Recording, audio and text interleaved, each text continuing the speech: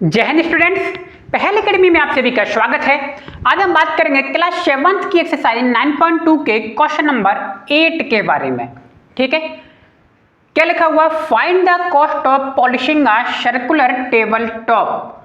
क्या करना है? हमें कॉस्ट फाइंड करना है किसकी? पॉलिश की, जो कि सर्कुलर टेबल की है, जिसका डायमीटर दिया है आपको कितना? 1.6 meter. If the rate of polishing is, और पॉलिश की रेट कितनी है?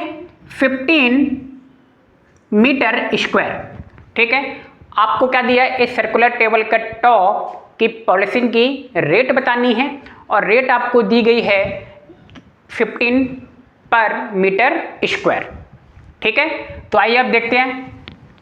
तो इसमें हमें क्या निकालना पड़ेगा? देखिए, डायमीटर दिया हुआ है पर मीटर स्क्वायर। मीटर स्क्वायर का मतलब समझते हो, ये एरिया का साइन है। मतलब इसमें हमें क्या फाइंड करना है? एरिया निकालना है। ठीक है, तो आइए देखते हैं। Diameter of a circular table top, diameter दिया है हमें 1.6 मीटर, तो रेडियस निकाल लेंगे आप। रेडियस क्या होता है? डायमीटर अपॉन 2, 1.6 अपॉन 2 रख दिया और मैंने 2 से इसको क्या कर दिया? डिवाइड कर दिया, तो मेरा आंसर आ गया है 0.8 मीटर। ठीक है, ये हमारा क्या आ गया है? रेडियस यानी कि आर आ गया है। क्लियर?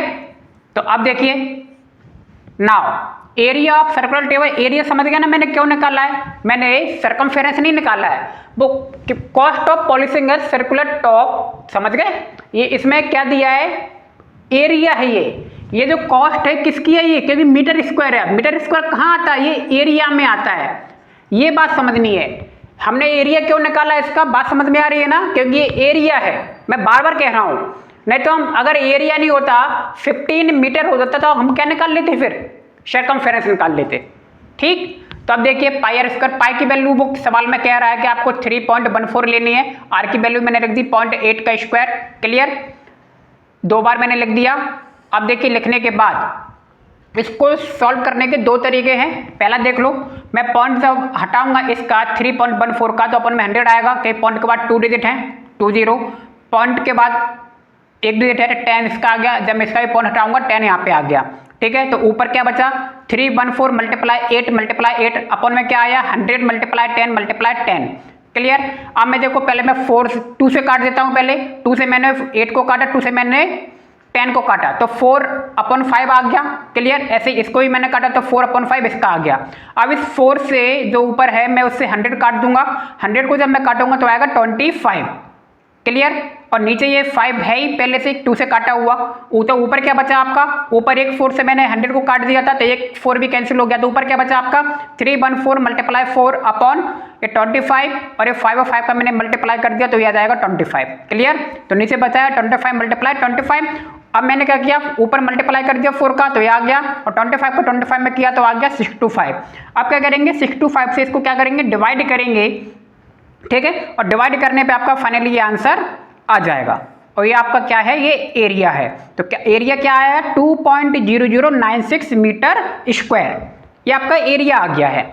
ठीक है, तो बस एरिया निकाल लिया। So cost of 1 meter square polishing, 1 meter की पॉलिशिंग की रेट क्या है? आपको रेट 15 दी हुई है। सो कॉस्ट ऑफ 2.0096 मीटर का पॉलिशिंग क्या हो जाएगा? 15 का आप एरिया में क्या कर देंगे? मल्टीप्लाई कर देंगे, और मल्टीप्लाई करने के बाद आपका आंसर आ गया है 30.144। और यही आपका क्या है? आंसर है। ठीक है, क्योंकि आपको 1 मीटर की कॉस्ट दी है ना, तो भैया क्या पूछ रहा है वो कि भैया जो, फिर आपको 2 मीटर की कॉस्ट बताओ। जैसे कि आपको 1 केले की कॉस्ट पता है, 1 केला 12 रुपए का है, तो 3 केले की कॉस्ट क्या होगी? 12 मल्टीप्लाई 3।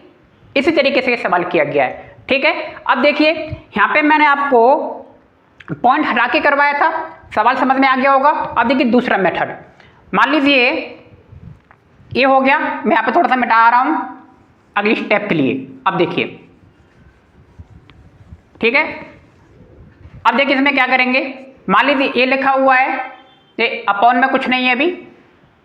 ठीक, अब मैं क्या कर सकता हूं? 3 ऐसे मल्टीप्लाई से कर सकते हैं। 0.64 मैंने इन 8 का मल्टीप्लाई कर दिया आपस में। ठीक है, अब मैं क्या करूंगा? इन दोनों का मल्टीप्लाई कर लूंगा। जैसे कि देखो मैंने यहाँ पे करके दिखाया हुआ है, तो जब इन दोनों का मल्टीप्लाई करोगे तो आएगा 2.0096 मीटर स्क्वायर। क्लियर। अब आपको इन दोनों का मल्टीप्लाई पहले करना पड़ेगा। मल्टीप्लाई देखो कैसे करना है, यहाँ पे देख लो। पहले क्या करना है, नॉर्मली मल्टीप्लाई कर लो, इस पॉइंटों को भूल जाओ, पॉइंट भूल जाओ, नॉर्मली मल्टीप्लाई कर लो। 6 4 का 314 में इस तरीके से 614 मल्टीप्लाई इस तरीके से मल्टीप्लाई करोगे। जब इस तरीके से मल्टीप्लाई करोगे तो इसका आंसर आएगा 20096। पॉइंट अभी भूल जाओ। अब देखिए पॉइंट कब लगाते हैं, पॉइंट के बाद क्या हमें नंबर देखने हैं। देखिए पॉइंट के बाद 1 2 3 4 दिख रहे हैं 4 नंबर, तो लेफ्ट जो सबसे राइट साइड से हम कहाँ जाएंगे, लेफ्ट की तरफ जाएंगे। 1 2 3 4 देखिए आगे आंसर है ना। तो अब आपको मल्टीप्लाई करना आना चाहिए कि भाई जब नंबर डेसिमल में दिए होते तो मल्टीप्लाई कैसे करते हैं। ठीक है, तो इससे देखिए हमारा यहीं पे आ गया ये। ठीक, हो सकता है डिवीजन थोड़ा सा टफ लगे, लेकिन डिवीजन भी आसान है और ये भी सिंपल है। अगर आपको डेसिमल में मल्टीप्लाई करना आता है तो बहुत ही सिंपल है। ठीक है, बाकी सेम टू आपको देख ही रहे हैं। तो उम्मीद है आपको सवाल और वीडियो दोनों समझ में आ गए होंगे। तो मिलते हैं नेक्स्ट वीडियो में। आप सभी का बहुत बहुत धन्यवाद। Thank you.